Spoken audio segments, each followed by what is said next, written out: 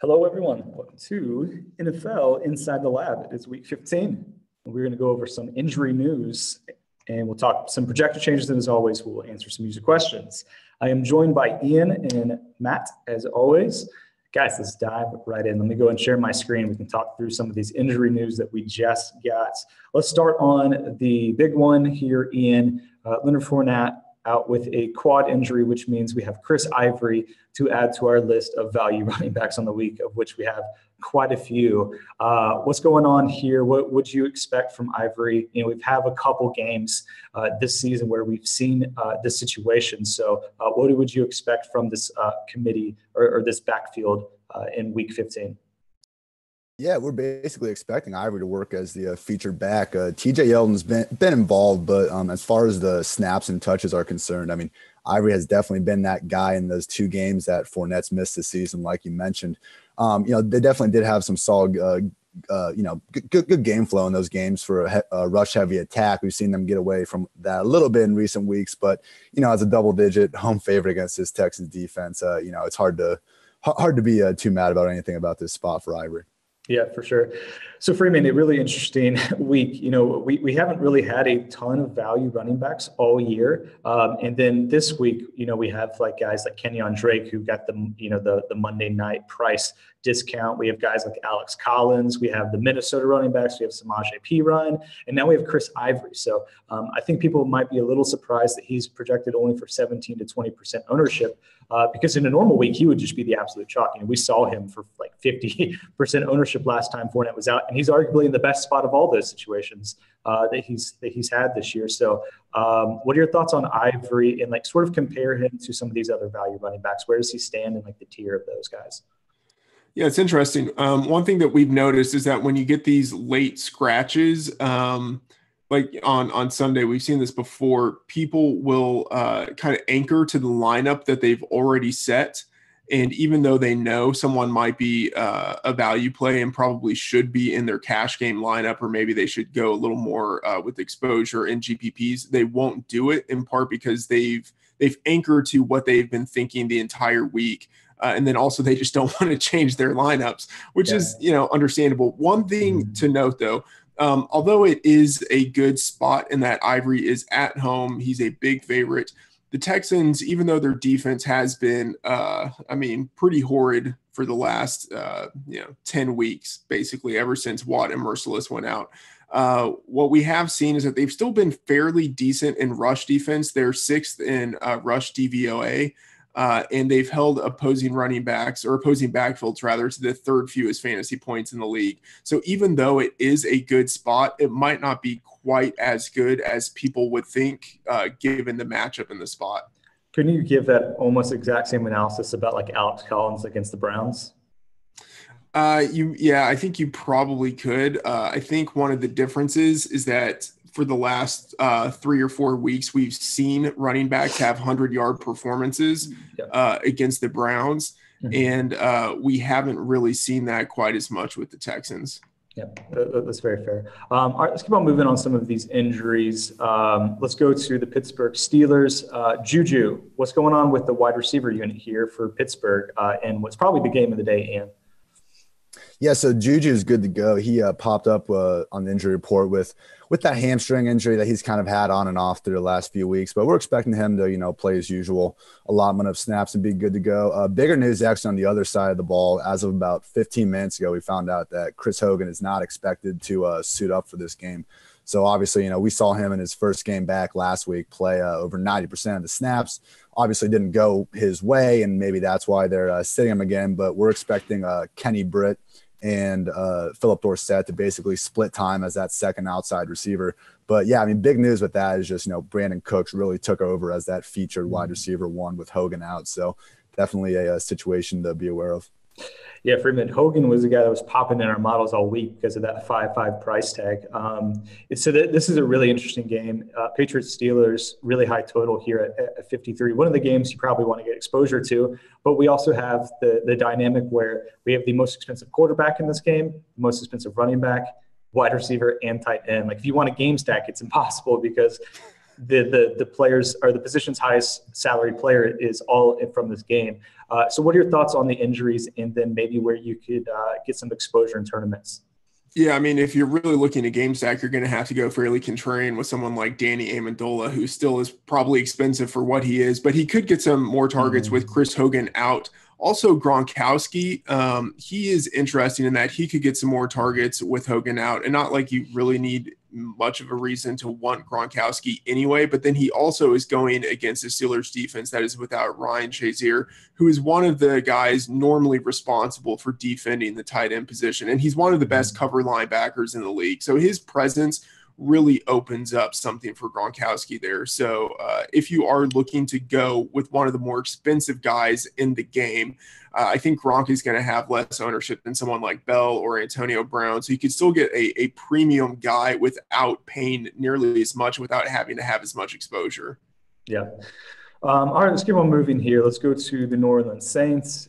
Ian, what's going on with Ted Ginn? We got some news on him this morning, and what would you expect from this wide receiver unit with this injury news? Yeah, Ginn is out with the ribs injury, so he will not be suiting up. And the word we've gotten is that Willie Snead and Tommy Lee Lewis are going to kind of combine to fill that role. Both of them, though, are kind of smaller slot types. I mean, Ginn's pretty special, and, just can't leave him on an island with the guy because he's too fast. So pretty interesting to see how that will kind of change the Saints offense because, I mean, even though he's not as good as Brandon Cooks, they always have had that field stretcher in there. I mean, as was 16.5 point favorites over the Jets, might not be as big of an issue, but maybe we'll see Mark Ingram and Alvin Kamara, who is good to go after having that concussion last week in this matchup. Yeah, Freeman, that's a good point by Ian. It seems like we have a bunch of slot receivers and Michael Thomas.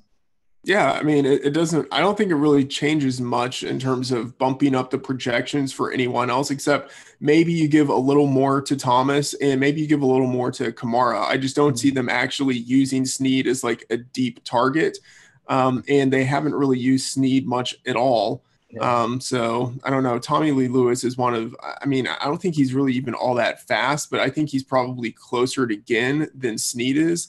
So I don't know. We'll kind of see if they're looking to take some shots deep. But if they do that, they just might give it to Thomas. Yeah, for sure. He's definitely an interesting spot here. All right, let's keep on moving. Let's go to the Houston Texans. DeAndre Hopkins was on the injury report. Ian, what is the status of him? Yeah, Hopkins didn't practice all week with this toe injury, but he's good to go, and we're expecting him to play his usual amount of snaps. Jalen Ramsey actually had a midweek downgrade with a back issue, but he wasn't even listed on the final injury report, so he'll also be good to go. Elsewhere on the Texans offense, Braxton Miller's out at slot receiver, so we're again looking at a situation where Hopkins should get all the targets he can handle against one of the best secondaries in the league. Yeah, Freeman, interesting spot here. Hopkins, as far as like market share goes, I mean, it's ridiculous. 30 targets over the last 2 games. I mean, he's just been, volume-wise, the most consistent receiver in the NFL probably, but about as bad of a matchup as you could ask for. What are your thoughts on Hopkins? And I guess we have to sort of compare his ceiling in this game to his 5 to 8% projected ownership, because that's really where the crux of the dilemma comes down to. Yeah, obviously not a great spot for him. One thing that's interesting is I've been using the Fantasy Labs props tool this morning just to go through different players who might have some exploitable matchups. And Hopkins is just getting pounded on the under right now at a lot of different sites with an over-under of around 86.5-ish.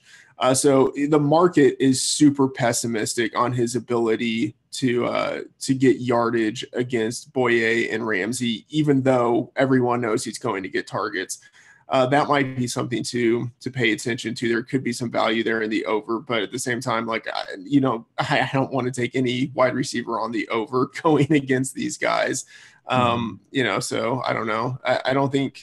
I think it's a tough spot. Do you really want to trust someone with Yates throwing against the best secondary? I think any other situation, I would be tempted to go with it, but just against the secondary with Yates, I think there's a lot of room for pessimism. Yeah. I think the Jacksonville Jaguars defense will probably be pretty popular as a result of that for sure. All right, last injury situation I think we need to hit on before we get to some user questions here is Minnesota Vikings. Kyle Rudolph has been questionable. Ian, do we have any word, or are we expecting to get some news later in the day? Yeah, this Rudolph situation is wild. Zimmer ruled him out Friday, then he got listed as doubtful, then he got upgraded to questionable, and now he's going to play.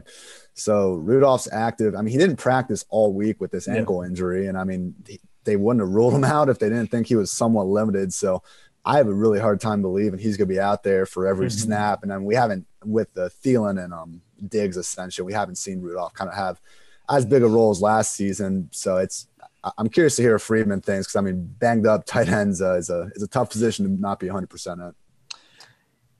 Go ahead. Yeah. I'm in comparison to, I think, some of the other rankers at Fantasy Pros, I think I'm fairly low on him. But it is pretty dangerous because you do have the Bengals who are 28th in pass DVOA against tight ends. So it is a nice matchup for him if he's able to play a decent number of snaps, but we really just have no idea. So it's really just a situation of flying blind with him.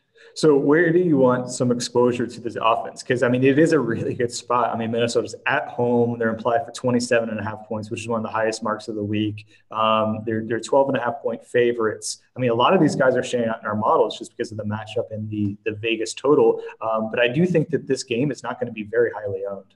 Yeah, I think going with the running backs isn't a bad way to do it. I mean, they're big home favorites. That's kind of like the smash spot for running backs, but people are kind of splitting exposure between the two guys because they don't really know who they want to go with. But both guys, when they've been in good spots, have gotten production.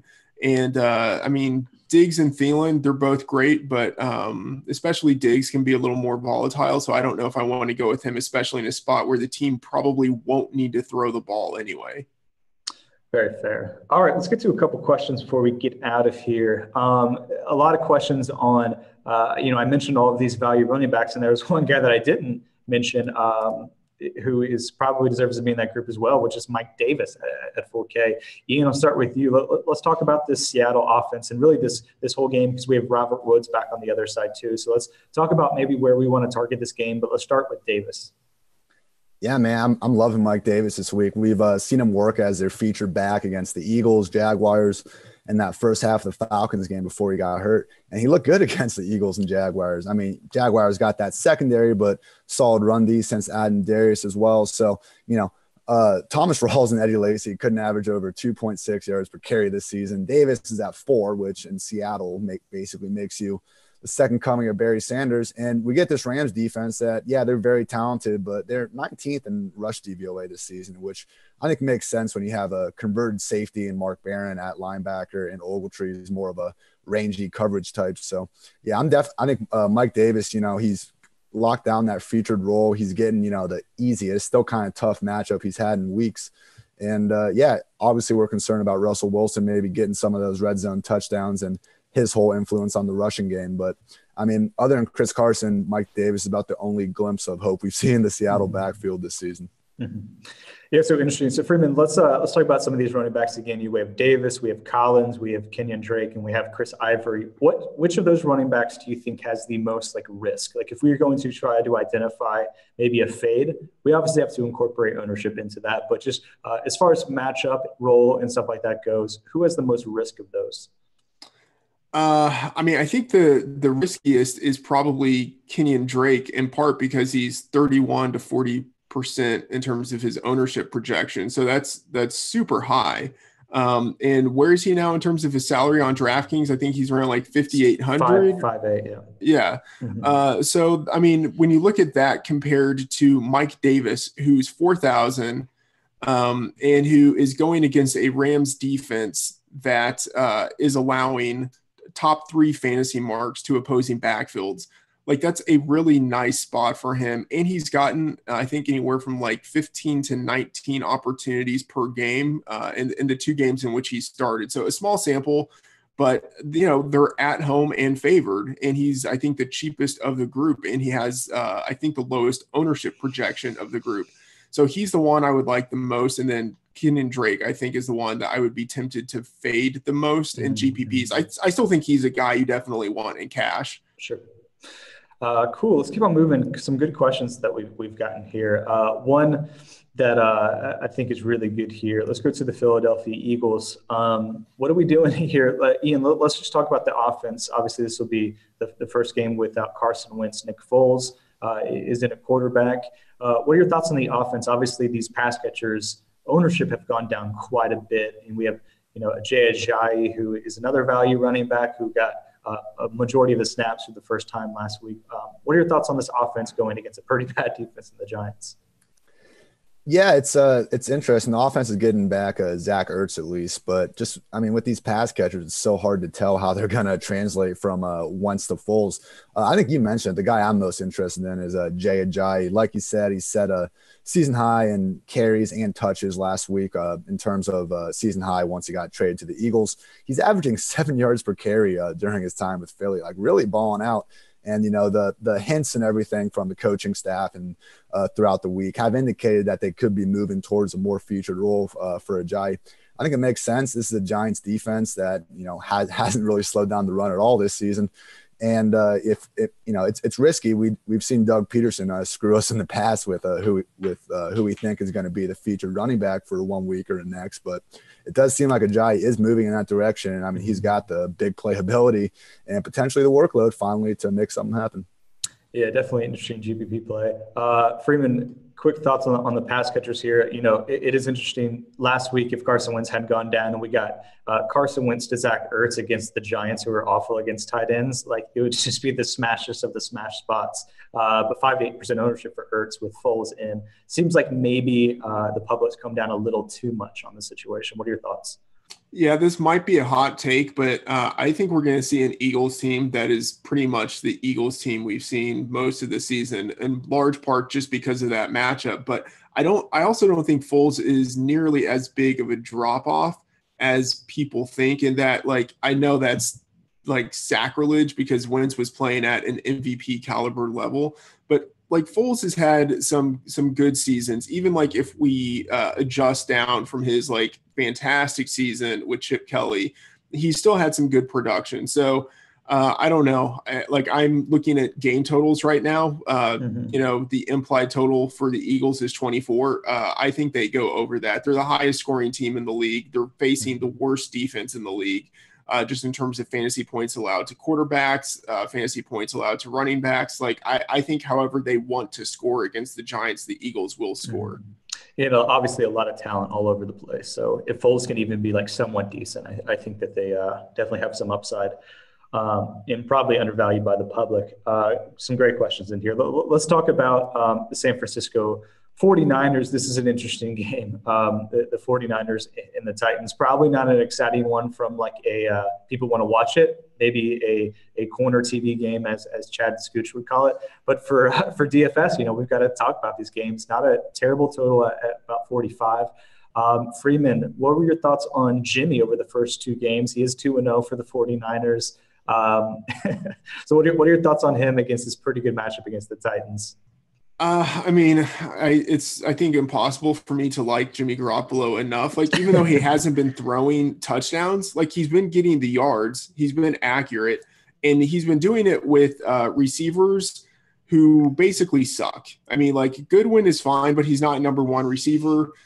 Trent Taylor in the slot is a rookie from a small school. Garrett Selleck, the probably still the inferior Selleck of the 2 tight ends in the league. It's not a great pass catching group for him, but he's still looking really good. And then the Titans, they haven't been good on defense this year.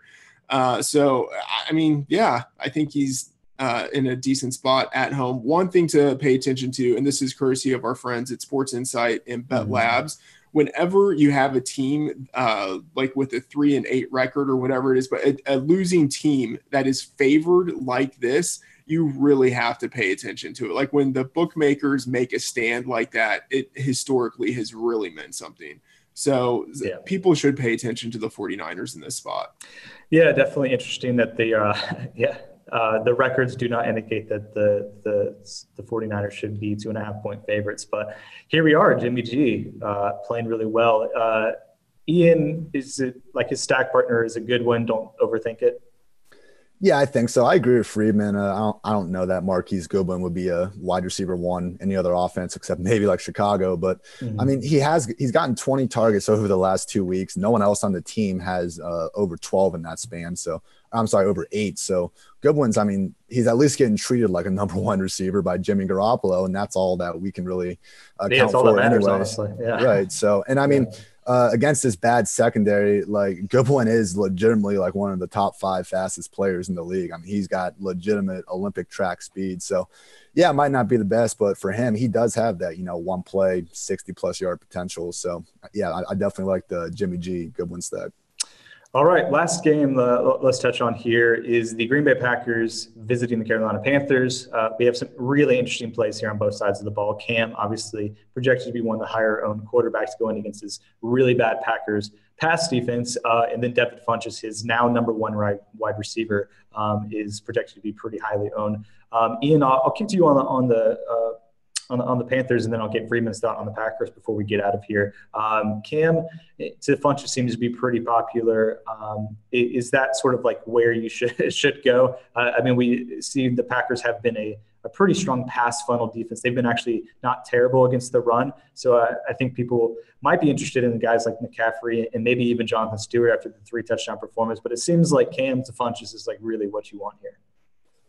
Yeah, I do think people are maybe overreacting a little bit to Stewart's 3 touchdown performance last week. We now have a situation where his salary is as high as it's been since week 6, and McCaffrey is as low as it's been since then. So I think some potential regression from McCaffrey could be expected. At the same time, though, like you nailed it, man. Funchess is the number one target in this offense ever since they got rid of Kelvin Benjamin. He's really balled out in some tough matchups recently. I mean, he had Xavier Rhodes last week, solid Saints D before that, Maurice Claiborne before that, and he still put up a 14-27-2 line over the last 3 weeks.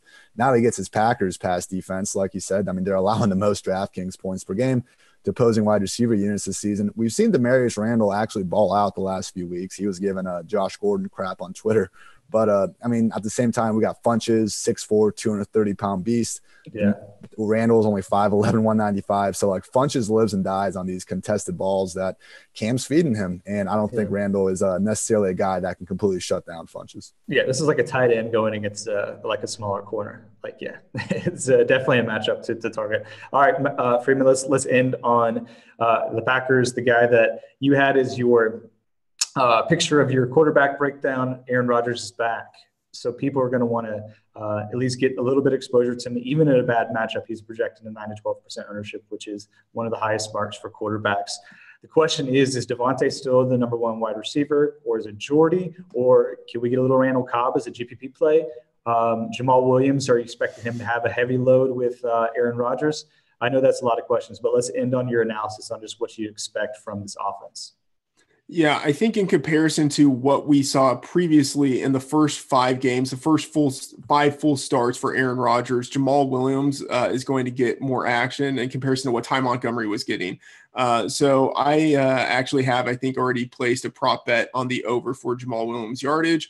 But I still think if the Packers want to win this game, they are going to need Aaron Rodgers to throw the ball fairly heavily. With that in mind, I still think Nelson is a viable receiver. And I remember on the show, the Flex show that we do every week, we had a prop bet on this, on Nelson's ownership. I still think his ownership is going to be fairly low just because of how poorly he has performed recently. And then the big salary bump that he's gotten. But I still think he's viable with Aaron Rodgers back. Those two just have a very strong connection, especially in the red zone. But I think Adams is going to get some targets too there. So I think they're basically a 1A, 1B situation. I wouldn't go with Cobb. Yeah. Yeah, I think we had it at 12 was the over under. We have them at 13 to 16. So as of like doing a podcast on Tuesday, projecting it out, I thought was a pretty good line. So you're probably on the sharp side of that. You know. You're on the Levitan endorsed side of that prop. So that's probably good. I do think it probably matters that, these guys aren't like super expensive, but with all of these value running backs, like you can get up and pay, 6 to 8K for a lot of your receivers. Which is sort of like that sort of week. So we'll make, I think, Adams and Jordy, and then especially like Antonio Brown and guys like that pretty viable this week. All right. I think we are going to end it there. Thank you guys For watching, as always, good luck in week 15. Hope to see Fantasy Labs guys at the top of the leaderboards, and we'll talk to you guys next week.